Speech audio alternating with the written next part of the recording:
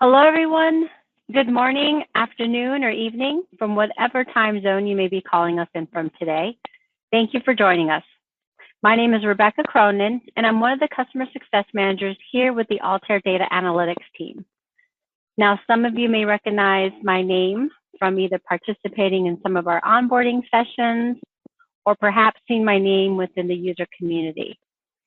The customer success team, we're here as another point of contact for you all to reach out to at any time with any questions, concerns you may have regarding Altair solutions, as well as if you're unable to get a hold of your account manager. We can also provide you assistance with receiving access into our online user community or perhaps into our Altair One platform. If you have not attended or joined our user community, I encourage you to do so. It's a great opportunity to collaborate with other fellow peers, product experts, opportunity to post questions, discussion blogs, as well as it has various helpful resources for you to take advantage of. If you have any questions regarding the community or anything with Altair, you have our mailbox that you can reach out to, which is da-csm@csm@altair.com. This actually brings me to one of our other housekeeping items. So in your control panel, you'll notice a handout section. I've uploaded a copy of today's PowerPoint in there for you if you'd like to download. It has in that slide deck the list of resources that will provide you access to the mentions of the community and our team mailbox. So again, we're very excited for you to join us today here at Altair, our Ask the Expert series. Our goal for the session is to provide you this open time slot where you could freely drop in, ask any of the questions that you might have that you would like to resolve with what you're experiencing within Monarch or Monarch Server, as well as we've started the topic with the attendees from the previous session. We do a poll question, which we'll do at the end to see what you'd like to review, a deeper dive of. So today's session will be sorts and filters on export within Monarch DPS mode. Now there is a question panel where you have the opportunity to submit any questions. It does not have to be in relation to this topic that we're covering today. It could be anything with Monarch Classic, Monarch DPS, export, Monarch Server, etc. If it's a question you'd like to have answered offline to be done in private, then please note that in your comment of when you're submitting your question. Otherwise, we're going to want to share this with everyone in attendance today because we're all here to further enable our Monarch knowledge.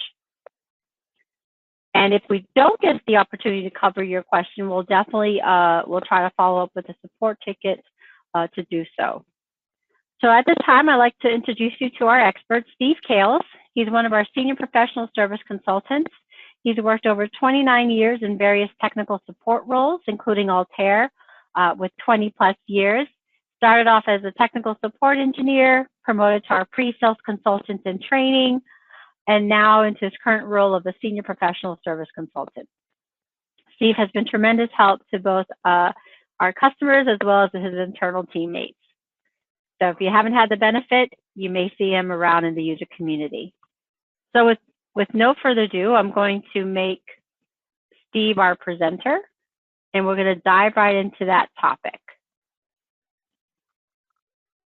And again, please feel free to ask any questions as he's presenting, and we'll try to address them as best as we can. Thanks, Rebecca. You're welcome. Okay. So, yeah, just checking everything's looking okay on the sharing. Yep, looks good. Where's my cursor gone? Saying it looks good. Yeah, we go. Okay, so yeah, what we're going to review today is sorting and filtering in. We'll start with Data Prep Studio, which is what we're looking at the moment. And there are three ways, I guess, of filtering data. Two ways are available in every data source, and the third way is available only in sort of selected data sources. So just a quick review of the different ways of filtering. If it's a database source that you're opening up, something like a SQL server or an access table, then you can actually apply a filter at the time you open that data source. And particularly if that's a database, a server-based database, then that's typically the most efficient way of doing it. So you can imagine if you're querying a SQL database that has 10 million rows in it, and you only want records from the last month or a particular customer, then as part of that query, you can apply a filter. That means Data Prep Studio only has to sort of absorb and import the records that belong to that filter. So that's very efficient. Of course, the disadvantage of that is that you can't turn the filter on and off, and you're not able to sort of dynamically modify that filter. So we won't discuss that method too much, but you'll see as you're going through the wizard of importing the data, those data sources that give you that ability, you'll be able to see that as you're bringing the data in. The other two ways of filtering data are available from all data sources, and they can either be filtered directly in the prepare window, which is what we're looking at the moment, or they can be filtered in the analyze window. And there are pros and cons to using each window, which I'll start off by reviewing. So probably the easiest way of filtering is to do that in the prepare window, which is what we're looking at the moment. And that's just done by typically right-clicking on the column that you want to filter and then deciding what type of filter you want. So what we're looking at the moment is a fairly small report. It's coming from a text file, but it wouldn't make any difference if this was an Excel file or CSV. It makes no difference once you're in the prepare window. And you can see down in the bottom corner or on the bottom status bar here, it is a very small data set. We only have 91 rows just to go through this sample. And this data set is containing records that have been distributed. We can take a quick look at the report here and see how it's being extracted. So we've got transaction rows, we've got various orders, but we also have in here some returns. And these returns have got negative values in the amount. So we can tell these are returns two ways. First of all, they got a negative value in the amount. And secondly, they belong to a returns authorization, a document number that starts with RA rather than a numeric document number. So once we go into the table window, or once we get back to the prepare window, sorry, table window in Classic, prepare window in Data Prep Studio, we can see the negative values here on rows 21 to 23. We can see the negative values in the amount, and we can see the RA in the document number. Doesn't really matter which method. Let's say that we only want to export items that we've shipped. We're not interested in exporting data that's been sent back to us. So before we export this, which would obviously include these 3 rows, we want to apply a filter so that only the 88 rows in this case are going to get exported. We can do that directly in the prepare window. So as I said, we can base this on the document number or on the amount. It doesn't really matter. I'll base it on the amount for this example. You can see there are a few steps that have been done in the change history. Nothing of any relevance here. These are just sort of reformatting, taking space out the address and that sort of thing. But no filtering, no preparation work is required to do this. So if we want to exclude these negative amounts, the easiest way is to just do a right click on that column. And then you see you'll have a filter option here, and then we can define a filter. The options you'll have here will vary slightly depending on the data type. So a numeric has, I guess, the least number of options. But if we down click or click on the down arrow here, you can see we've got greater than, less than. Yeah, you do still have multiple selections, so every individual value will be highlighted there. Probably not a great amount of use on numerics, but can be a more use on the things like the media type, which we'll come on to.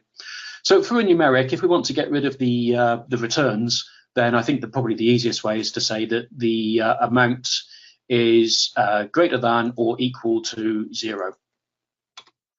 And you'll see we'll go from the 91 records to the 88 records. So there are no other returns in here. It was just those 3 that we could see on the screen. And you'll see that the filter now has been incorporated into the change history. So that's the easiest way of doing that. These changes are now inherently applied to any exports. So we don't have to remember to apply this filter. It's part of the change history.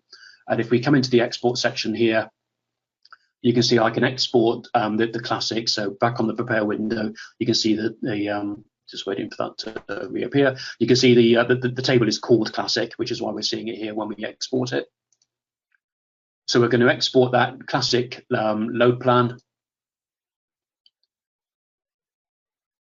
out to example an Excel file. And you see, I do have a filter option here, but it's actually saying no filter. So even though that filter is applied as part of the change history, I don't specify the filter here. It's going to be applied, and I'm not able to turn it off. So I'm just going to export to the classic XLS file. I'm going to hit the export button here. And as we'd expect, I select the correct folder. And so here's the export. You can see I'm based in the UK, as you can probably tell. So here's the time, 15:42 in the UK at the moment. Here's the data, and here are the 89 rows, which is 88 rows of data, plus the column headings. Let me come back to Data Prep Studio.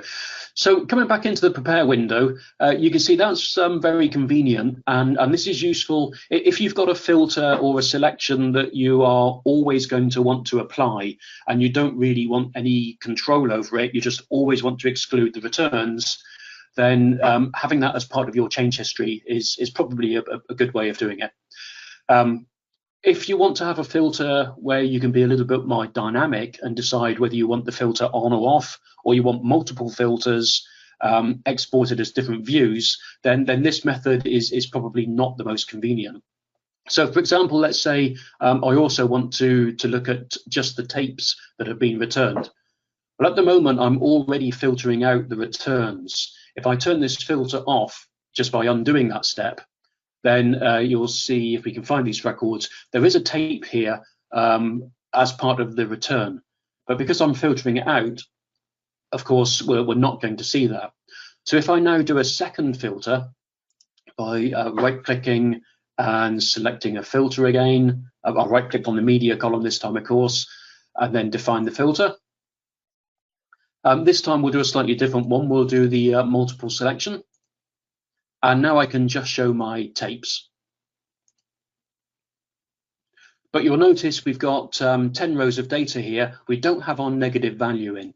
So just like everything else in the change history, this is a sequential journey through our data. So on step 7, we're removing all the returns. On step 8, we're just showing the tapes once those returns have been removed.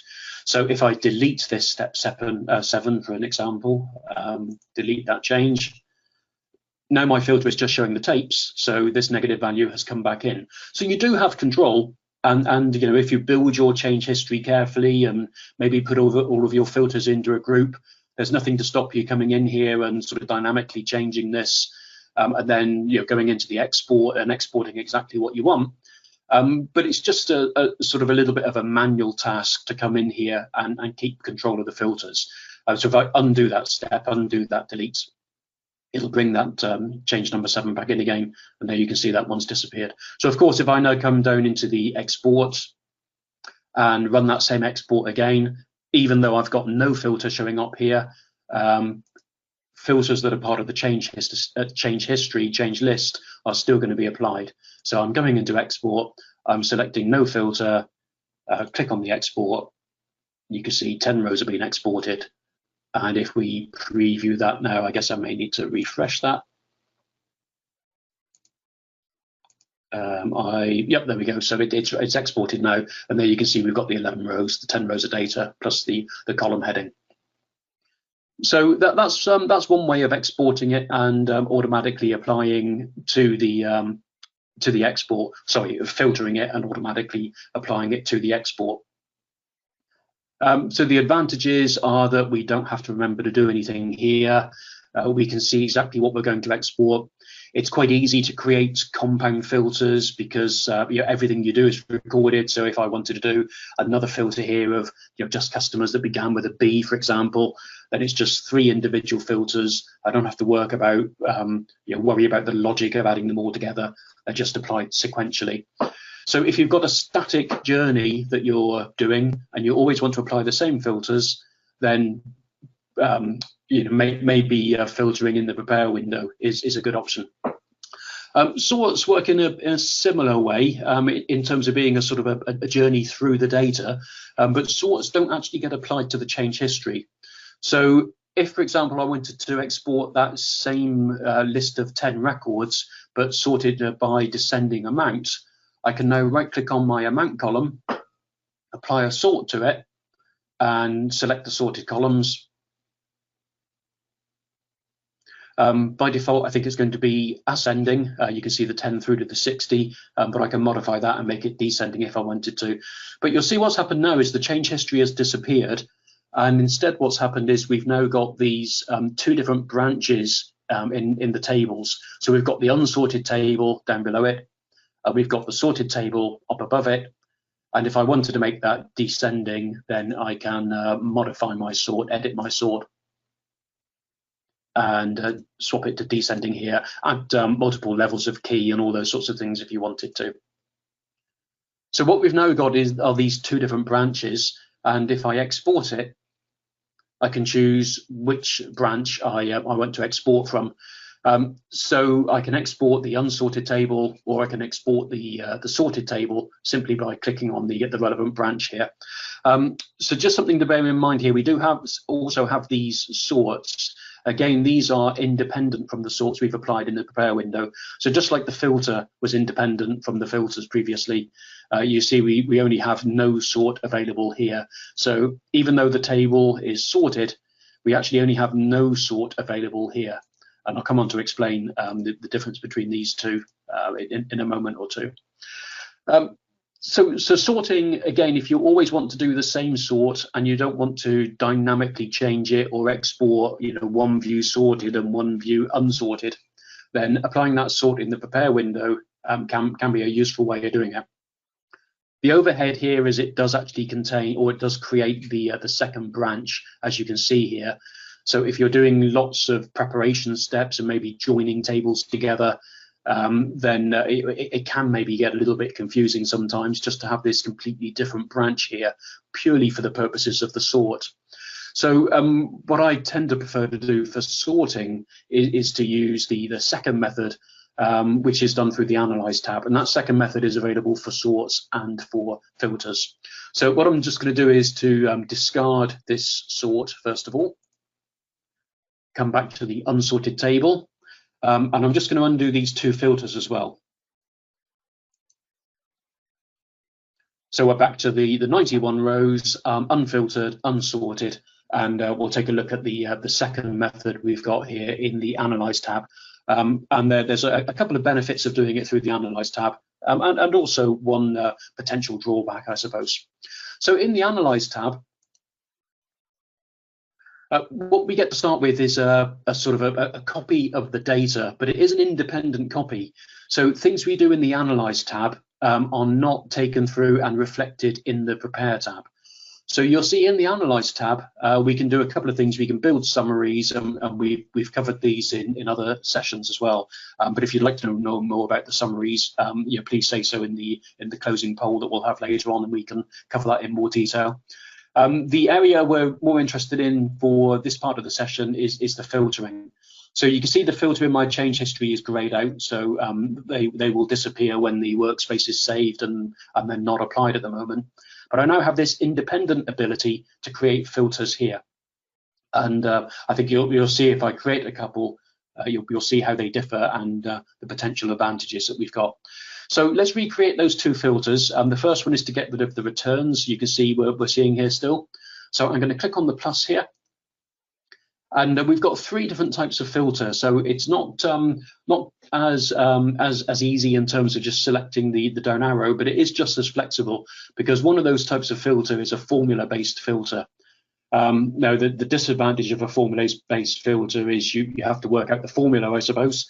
But the advantage is you can do so much more. You're not just restricted to a field is greater than or less than. One thing I just quickly should have reviewed, I guess, in the prepare window is that when you're filtering in the prepare window, all of the actions will only apply to an individual field. So you're not able to filter on multiple fields in one go. You can create a calculated field. So what we would recommend doing, if you needed to do that, you could create two separate or create a separate calculated field that can be any calculation, and then you can filter on the results of that calculated field. But within the defined filter scope, you can only apply one field at a time. Whereas in the Analyze tab, where we apply the filter, we've got these three types of filter, which we'll quickly go through. For the first one is the formula-based field. And the advantage of the formula is you've got the full flexibility here. But of course, it can also be very straightforward. For example, amount greater than or equal to 0. So I'm going to call this no returns. And we've got 91 records at the moment. And now we've got the 88 records. So the end result is the same. You can see we've got this no returns filter available to us. I'm just going to do a second filter here to show the individual tapes. So again, I'm going to click the plus here to add a filter. I could do that through a formula-based filter, but just so we've seen it, let's do that through a value-based filter. I'm going to call it tapes only.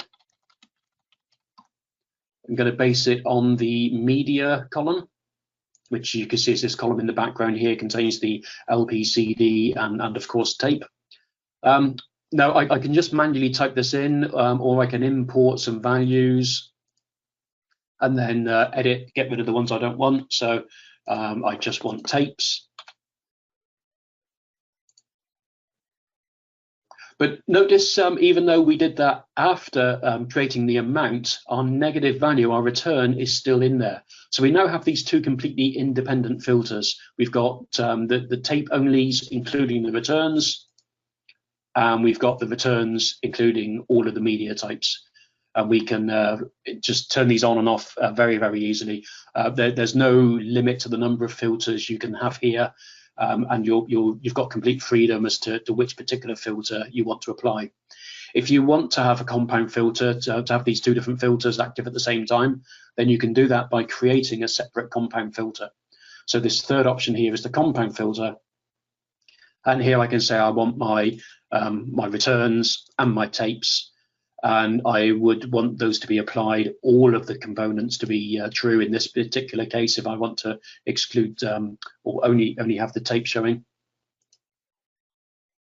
And now you see we go back to the 10 records, I think it was, 10 records that we had when we previously saw that. So I'm just going to quickly edit these filters because I forgot to name it. So this one that's just called filter, I'm going to call tapes no returns.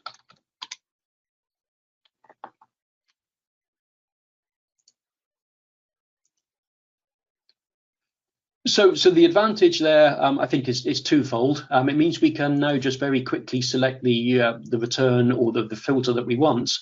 But also, if we come into export, this is where the filter becomes relevant, because now rather than just leaving that on no filter and leaving it for the change history to take care of what we're filtering. Remember, in our prepare window, we've got all 91 records.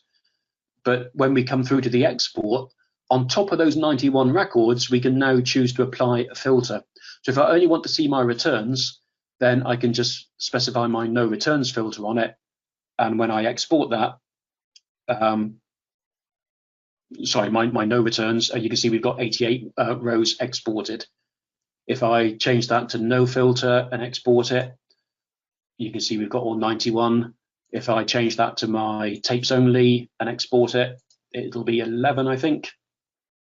And my compound filter, tapes and no returns, will be 10.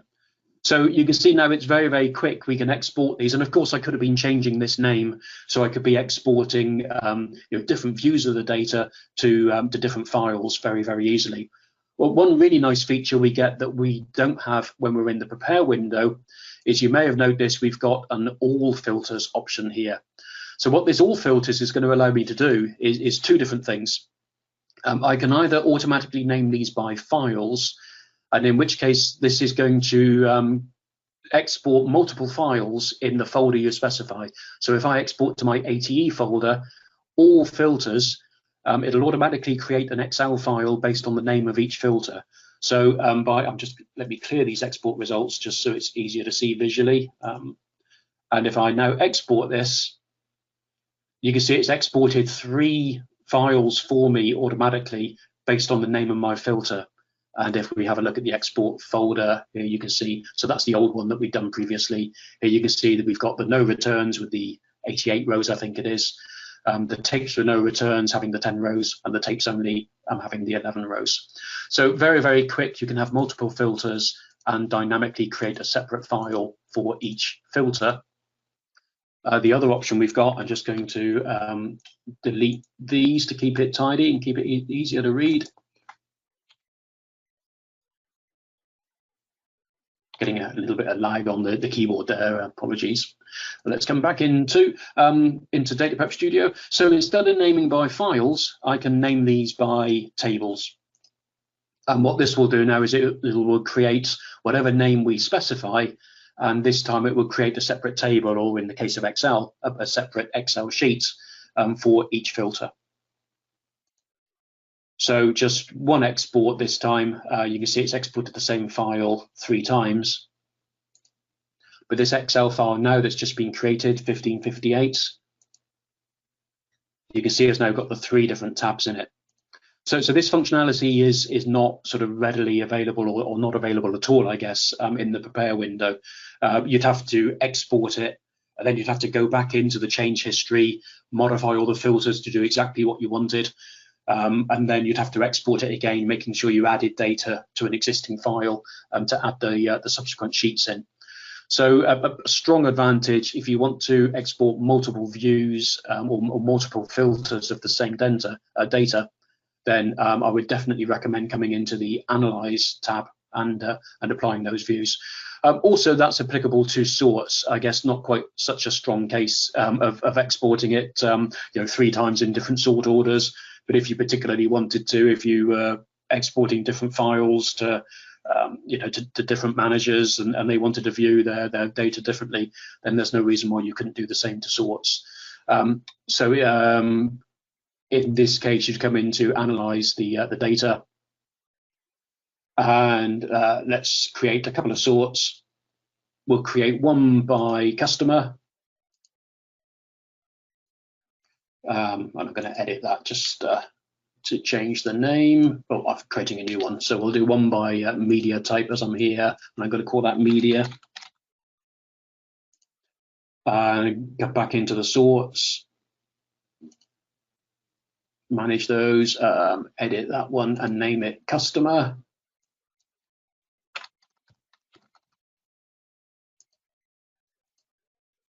So now when we come into the exports, same thing here. I can do, oh, sorry, no, this actually is a function of Automator, my apologies. If you're using the server-based product, then maybe if I turn off all filters here, yeah, no, okay, so yeah, my apologies, I got that wrong. So on the sorting, you can only specify a single sort. If you're using the server-based product, then you can export all sorts. So, for example, you can have all sorts and all filters, and you could create one set of data exported by media type and one set of data exported by customer. But that all sorts is not available within the desktop product. But you can still see you can, there's no reason at all why you couldn't create separate exports, of course, one by customer. So you could do all filters by customer, and then a separate export here, all filters sorted by media type, and create those 2 different views. Let me just check. Yeah, I was going to say there's a question in regards to the filter component. Are these filters available in Monarch Server, aka Automator? They absolutely are, yes. Yep. So when you go through and build that export, you'll see there's a summary section as part of that export, and if you choose that summary, then you'll basically have the same sort of layout as this, where you'll be able to specify all filters, and you'll have the same functionality of choosing them by files or by tables as part of that export. Yeah. So yeah, that's probably the sort of strongest reason I think for using filters in the Analyze tab, is that you can burst these out by separate files and separate tables.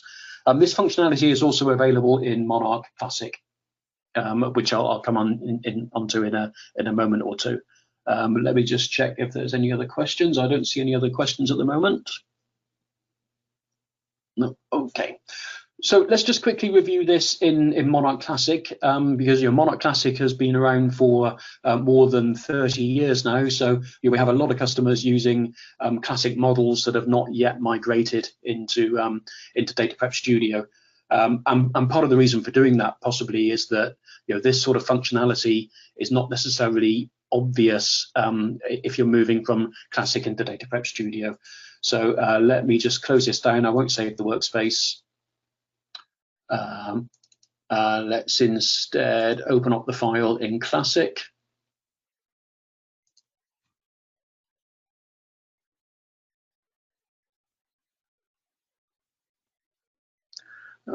Okay, so there's the data without a model file. There's a model file already created here. So you can see it's doing the same thing that we're doing in Data Prep Studio. We're extracting, we've got the order numbers in here. So in the table window here, which is similar to the prepare window in Data Prep Studio, but in Monarch Classic, we do actually have the filters in the table window. So they work in the same way as they do in the Analyze tab. So we've got the no returns filter here. You can see we've got 88 rows, and if it's unfiltered, we've got 91 rows, of course, exactly as we saw in Data Prep Studio. Similarly, if I do the right click here and create a new filter, let's do a value-based filter. Media, you can see it all looks very, very similar and very familiar to Data Prep Studio. Get rid of the ones we don't want, keep the ones we do want. Or I could have just typed that in.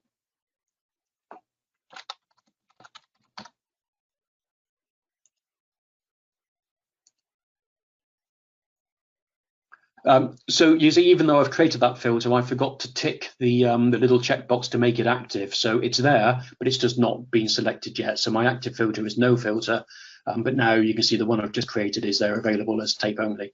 So this works in the same way in the table window in Classic, and the Analyze tab in Data Prep Studio basically work in the same way. Similar for the sorts, I won't do the sorts, but they work in the same way, independent of one another. And sort of know, you're not tied into the sequence.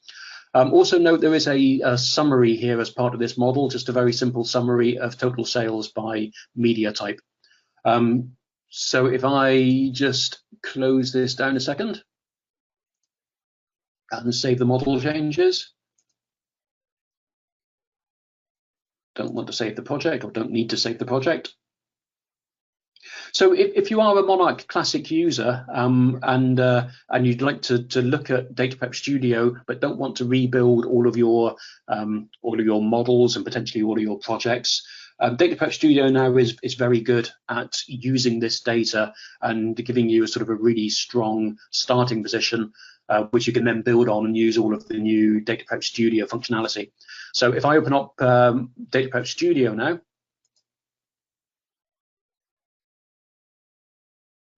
I can now open up my Monarch model. So the order you do this is typically the other way around to what you may be doing in Monarch Classic. In Monarch Classic, it doesn't really matter whether you open the report or the model first, but I think it's more common to open the report first and then apply the model to that report. In Data Prep Studio, we must open up the model first, else it's going to ask you to build a new model effectively on the report file. So we drag the model in, and you'll see this will give us the screen we're looking for. I'm just waiting for that to load up there. So it gives us the extraction basically. So all of the templates are here, but because there's no report associated with that, we don't have any data. But you can see all the column headings are there. And then the second stage is to drag the report in. We need to be careful to make sure we drop the report on that model. If I drop it here, it's going to ask me to build a new model for that, and I'd have to recreate all the templates and everything. But dropping it onto an existing model, you can see now I've got pretty much ready to go. There's a little bit of tidying up I can do here to make it easier to read.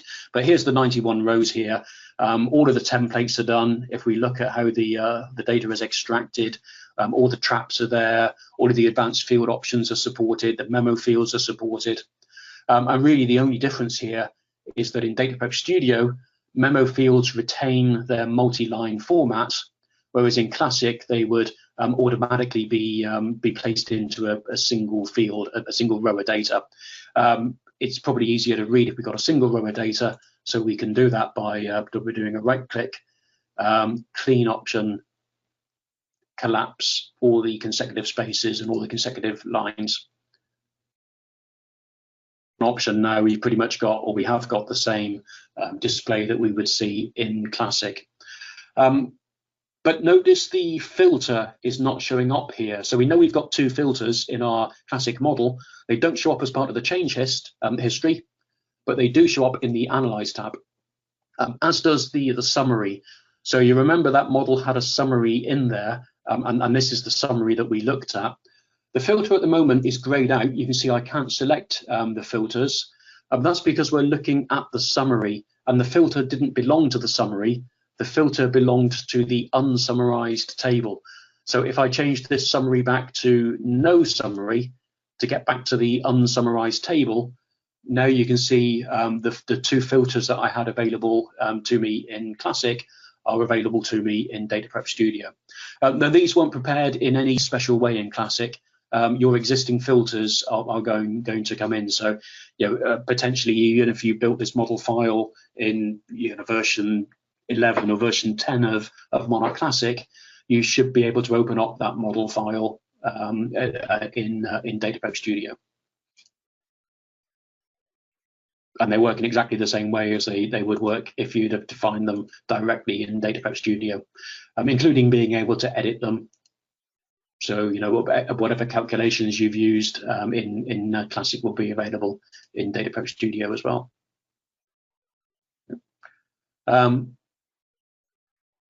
Just checking for questions. I don't see any. So that's actually brought me to the end of the pre-prepared question from last week. So please feel free to ask any questions that you have there. So we're a little bit ahead of schedule on that. Just quickly mention, I mentioned at the beginning there about the other option of filtering as you're bringing data in. So I will quickly mention that one, but it's sort of a different subject, because if you filter it as you're bringing the data in, of course you don't have the flexibility to amend that or to make any changes to it without changing the connection itself.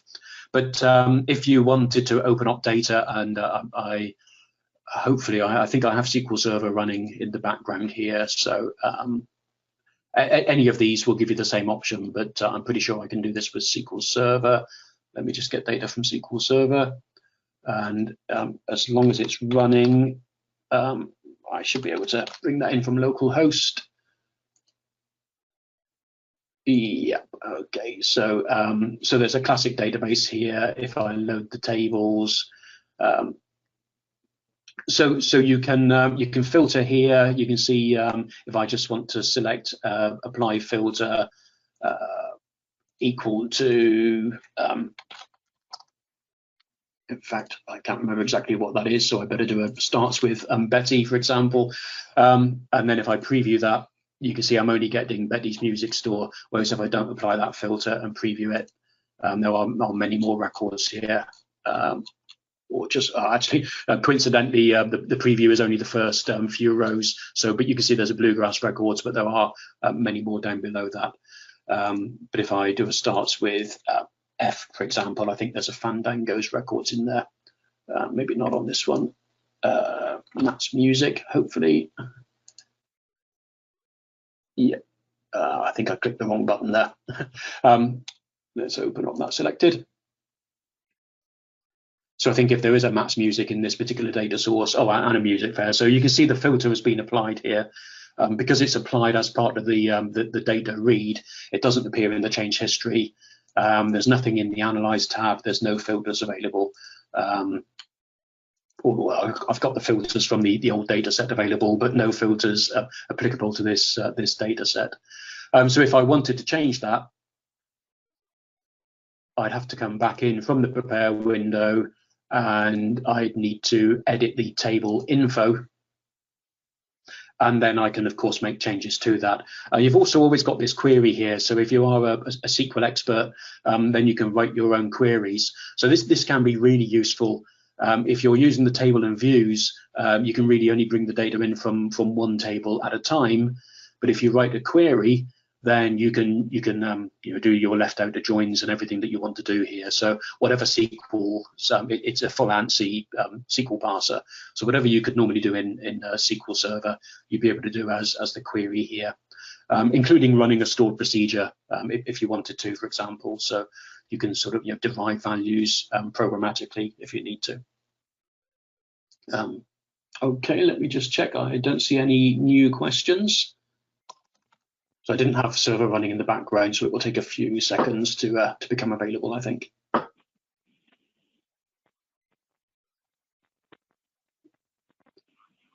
So yeah, I'm not sure whether this is going to. It can take a few minutes. Yeah, and on a virtual machine, it can take a few minutes to become available. But so I'll just talk about that while it's hopefully loading. So in particularly in a visual process, you can export from a classic model. Or you can export from a data prep workspace. From a classic model, you'll effectively see exactly the same that you would see if you were exporting from Monarch Classic Desktop. And it's a very sort of traditional looking drop down where you can choose the filter as you export it, or you can choose all filters. And you'll have the naming by files and the naming by tables, just like we saw in the desktop product. When you're exporting from a workspace, you'll need to export the summary, and when you're going through the summary, you'll see again a wizard sort of that will take you through and being able to select those options. But yeah, I don't think I'm going to be able to show it. It's going to take too long to open up, and I'm not sure I have any workspaces that have that enabled anyway, to be honest. But I was just going to spend the time doing that. But any more questions? I don't see any more, so I'll pass back.